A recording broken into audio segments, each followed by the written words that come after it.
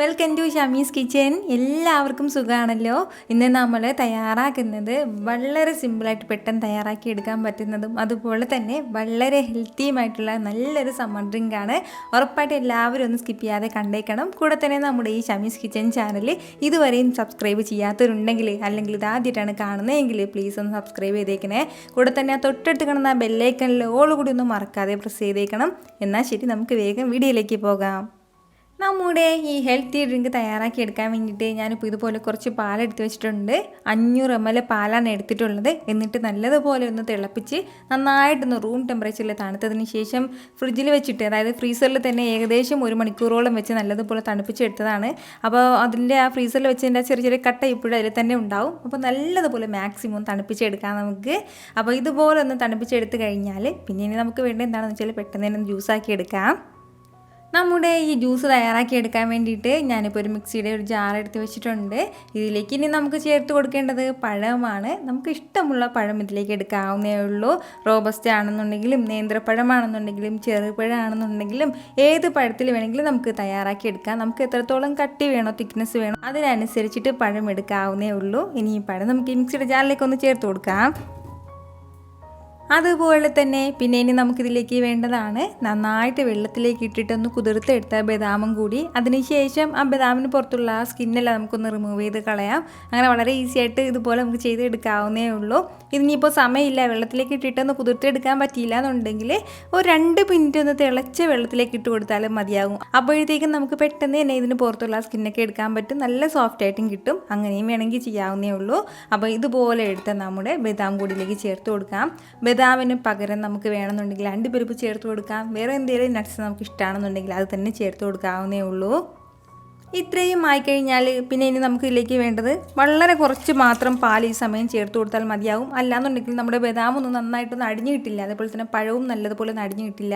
അതിൻ്റെ പേരിൽ വളരെ കുറച്ച് മാത്രം പാൽ ചേർത്ത് കൊടുത്തിട്ട് ഫസ്റ്റ് നന്നായിട്ടൊന്ന് ബ്ലെൻഡ് ചെയ്തെടുത്തതിന് ശേഷം പിന്നീട് നമുക്ക് ഈ പാലൊക്കെ ചേർത്തിട്ട് നല്ലതുപോലെ മിക്സ് ചെയ്ത് കൊടുക്കാവുന്നേ ഉള്ളൂ. അപ്പോൾ ഇനി ഇതിലേക്ക് 1-2 കാര്യങ്ങളും കൂടി ഇനി ചേർക്കാനായിട്ടുണ്ട്. നല്ല ഒരു ഫ്ലേവറിന് വേണ്ടിയിട്ട് ഒരു 1/4 ടീസ്പൂൺ അളവിൽ ഏലക്ക പൊടിച്ച് ചേർത്ത് കൊടുക്കുകയാണ്. ഇതിന് പകരം നമുക്ക് വേണമെന്നുണ്ടെങ്കിൽ മുഴുവൻ ഏലക്ക ചേർത്ത് കൊടുക്കാം. അപ്പോൾ ഏലക്ക ചേർത്ത് കൊടുക്കുമ്പോഴത്തേക്കും പിന്നീട് നമുക്ക് ഇത് അരിക്കേണ്ടി വരും. പക്ഷേ ഇങ്ങനെ ചേർക്കുമ്പോഴത്തേക്കും അരിക്കേണ്ട ആവശ്യമൊന്നുമില്ല. അതുപോലെ തന്നെ ഏലക്കയ്ക്ക് പകരം നമുക്ക് വേണമെന്നുണ്ടെങ്കിൽ വാനില എസൻസ് ഒരു 2 ഡ്രോപ്പ് വാനില എസൻസും ചേർത്ത് കൊടുക്കാവുന്നേ ഉള്ളൂ. ഇനി നമുക്കിതിലേക്ക് വേണ്ടത് നമ്മുടെ മധുരത്തിന് ആവശ്യമായിട്ടുള്ള പഞ്ചസാരയും കൂടിയാണ്. അപ്പോൾ ഈ പഞ്ചസാരയ്ക്ക് പകരം നല്ല ഹെൽത്തി ആയിട്ട് നമുക്ക് തയ്യാറാക്കി എടുക്കണം എന്നുണ്ടെങ്കിൽ തേനും ചേർത്ത് കൊടുക്കാവുന്നേ ഉള്ളൂ. ഇത് ഇത്രയും ചേർത്ത് കൊടുത്തതിന് ശേഷം നമുക്കിനി നല്ലതുപോലെ ഇതൊന്ന് ബ്ലെൻഡ് ചെയ്തെടുത്തിട്ട് വരാം. ഞാനിപ്പോൾ ഇതുപോലെ നന്നായിട്ട് ഇതൊന്ന് ബ്ലെൻഡ് ചെയ്തെടുത്തിട്ടുണ്ട്. അപ്പോൾ നല്ലതുപോലെ ഒന്ന് അരിഞ്ഞ് കിട്ടിയതിന് ശേഷം ബാക്കി പാലും കൂടി ചേർത്തിട്ട് ചെറുതായിട്ടൊന്ന് കറക്കി എടുത്തിട്ടുണ്ട്. ഇനി നമുക്കിതൊരു ബൗളിലേക്കൊന്ന് ചേർത്ത് കൊടുക്കാം. ഇതുപോലെ നമ്മുടെ ജ്യൂസ് എല്ലാം ഒരു ബൗളിലേക്കൊന്ന് മാറ്റിയതിന് ശേഷം പിന്നെ ഇനി നമുക്കിതിലേക്ക് വേണ്ടത് ചെറുതായിട്ട് അരിഞ്ഞെടുത്ത ഒരു അല്പം മാത്രം പഴമാണ്. ഒരു പഴം കംപ്ലീറ്റ് ആയിട്ട് എടുത്തിട്ടില്ല. ഈ പഴത്തിന് പകരം നമുക്ക് ഇഷ്ടമുള്ള വേറെ എന്തെങ്കിലും ഫ്രൂട്ട്സ് ഒക്കെ ഉണ്ടെങ്കിൽ അതൊക്കെ ചേർത്ത് കൊടുക്കാൻ കേട്ടോ. ഫ്രൂട്ട്സൊക്കെ ചേർത്ത് കൊടുക്കുമ്പോഴത്തേക്കും ഒരു പ്രത്യേക ടേസ്റ്റ് തന്നെയാണ്. അപ്പോൾ ഇത് വളരെ സിമ്പിളായിട്ട് തയ്യാറാക്കി എടുക്കാനാണ് ഞാനിപ്പോൾ പഴം മാത്രമേ ഇതിൽ ചേർത്തിട്ടുള്ളൂ. കാരണം ഒരുപാട് ഫ്രൂട്ട്സ് ഒന്നും ഇല്ലെങ്കിൽ നമുക്കിത് തയ്യാറാക്കി എടുക്കാം. അതിൻ്റെ പേരിലാണ്. ഇത്രയും ആയിക്കഴിഞ്ഞാൽ പിന്നെ ഇനി നമുക്കിതിലേക്ക് വേണ്ടത് ഒരല്പം സബ്ജാ സീഡോ അല്ലാന്നുണ്ടെങ്കിൽ ചിയാ സീഡോ കുറച്ച് വെള്ളത്തിലേക്ക് ഇട്ടിട്ട് നന്നായിട്ടൊന്ന് കുതിർത്തെടുത്തിട്ട് അതുകൂടിയാണ്. അപ്പോൾ ഈ ചൂടിന് നമ്മുടെ ശരീരത്തിന് നല്ല തണുപ്പ് നൽകുന്നതാണ് ഈ സബ്ജാ സീഡും ചിയാ സീഡും ഒക്കെ. അപ്പോൾ വളരെ ഹെൽത്തി ആയിട്ടുള്ള ഇത് കൂടി ഒന്ന് ചേർത്ത് കൊടുക്കാം. ഇത് ഇത്രയും ചേർത്ത് കൊടുത്തതിന് ശേഷം നമുക്ക് നല്ല സൂപ്പറായിട്ട് ഇതെല്ലാം കൂടി ഒന്ന് മിക്സ് ചെയ്ത് കൊടുക്കാം. ഇനിയിപ്പോൾ നമ്മുടെ ജ്യൂസിനിപ്പോൾ നമ്മുടെ പാലൊക്കെ നല്ലതുപോലെ ഒന്ന് ചെറുതായിട്ടൊന്ന് കട്ട പിടിപ്പിച്ചെടുത്തതിൻ്റെ പേരിൽ അത്യാവശ്യം നന്നായിട്ട് ഇപ്പോൾ തണുപ്പുണ്ട്.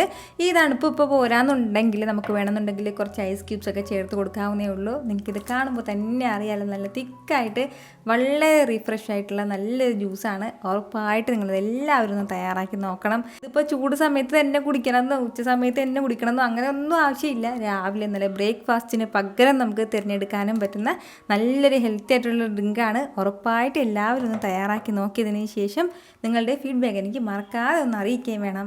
കാരണം നിങ്ങളുടെ ഫീഡ്ബാക്ക് കാണുമ്പോഴായിരിക്കും അത് മറ്റുള്ളവർക്കും തയ്യാറാക്കി നോക്കണം എന്നുള്ളൊരു പ്രചോദനം ഉണ്ടാകുന്നത്. അപ്പോൾ ഈ വീഡിയോ നിങ്ങൾക്ക് ഇഷ്ടമായിട്ടുണ്ടെന്നാണ് എൻ്റെ വിശ്വാസം. ഇഷ്ടമായാൽ എല്ലാവരും ഒന്ന് ലൈക്ക് ചെയ്യാനും കൂടെ തന്നെ നിങ്ങളുടെ ഫ്രണ്ട്സിനും ഫാമിലിക്കും എല്ലാവർക്കും ഒന്ന് ഷെയർ ചെയ്ത് കൊടുക്കാനും മറക്കരുത്.